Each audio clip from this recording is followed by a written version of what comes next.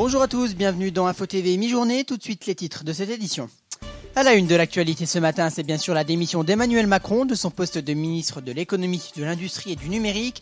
Une édition spéciale y a été consacrée hier sur notre antenne, nous en parlerons dans cette édition. Une rentrée dans l'inquiétude pour les enseignants et pour cause de nombreux changements qu'a effectué l'éducation nationale. Une grève est même déjà prévue, le point dans quelques instants. Une agression dans un commissariat a eu lieu hier après-midi. Un homme a tenté d'égorger un adjoint de sécurité avec un couteau de cuisine. Plus de précisions dans ce journal. Est-ce qu'il va faire beau chez vous? Est-ce qu'il va faire chaud? Écoutons tout de suite les prévisions de Météo France.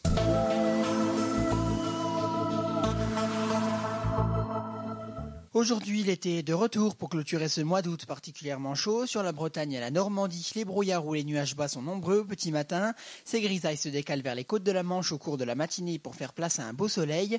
Dans l'après-midi, en revanche, le ciel se charge à nouveau sur le nord du Finistère. Sur le sud-est du pays, peu de changements. Le ciel est encore bien nuageux du matin au soir. Les averses parfois orageuses qui se produisent dès le petit matin sur la Corse, la Côte d'Azur et les Alpes frontalières deviennent plus fréquentes et se renforcent en journée entre les Alpes, la région PACA et sur l'île de Beauté. Les nuages et des averses progressent même jusqu'au sud-est du massif central, mais ils sont plus isolés et un coup de tonnerre n'est pas exclu.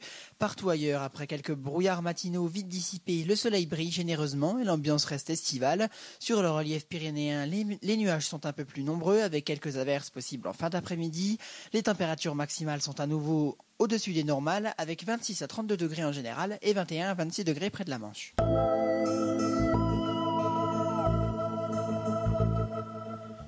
Je souhaite entamer une nouvelle étape de mon combat, c'est ce qu'a déclaré Emmanuel Macron hier après la communication officielle de l'Elysée communiquant la démission de son ministre de l'économie, de l'industrie et du numérique. Michel Sapin a donc ajouté une nouvelle casquette en plus de celle du ministre des Finances. D'après ses déclarations, Emmanuel Macron comprend la gravité de sa décision, mais il déclare avoir touché du doigt les limites de notre système politique. De plus, des tensions étaient apparues entre lui, Manuel Valls et François Hollande, ce dernier qui doutait de la loyauté de son ministre. Il s'est exprimé une dernière fois pour ensuite laisser sa place à Michel Sapin, qui a repris le flambeau. Les enseignants inquiets face à cette rentrée de l'année scolaire 2016-2017 et pour cause de nombreuses réformes ont été prises à l'éducation nationale. On appelle ça la réforme des collèges. Au programme, deuxième langue vivante dès la 5e, suppression des classes européennes dans lesquelles les élèves pouvaient approfondir leur niveau de langue étrangère, restructuration du brevet des collèges et j'en passe. Des nouveautés nombreuses et loin d'être claires pour les professeurs qui déclarent que cette réforme ne peut que faire chuter le niveau. Face à cette réforme, le syndicat des professeurs des collèges a dès maintenant lancé un appel à la grève pour le 8 septembre.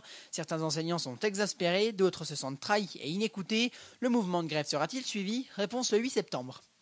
Hier après-midi, alors que tout était calme dans un commissariat de police de Toulouse, un homme a tenté d'égorger un adjoint de sécurité avec un couteau de cuisine.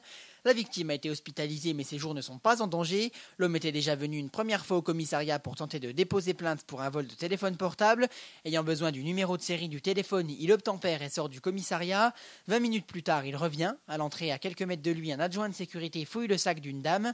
Sans prononcer aucun mot, d'après le procureur de la République de Toulouse, le forcené se jette sur l'adjoint de sécurité et tente de l'égorger. Alertés par les cris de leurs collègues, d'autres policiers interviennent et parviennent difficilement à maîtriser l'homme qui est tenté de voler l'arme de service de sa victime. Une enquête pour tentative d'homicide volontaire sur personne dépositaire de l'autorité publique a été ouverte et confiée au service régional de la police judiciaire. C'est la fin de cette édition, merci de votre fidélité. Vous êtes de plus en plus nombreux à vous abonner et à aimer nos vidéos et nous vous remercions de tout cœur. Pas de flash info demain, je vous retrouverai donc vendredi à 18h30 pour un nouveau flash d'information.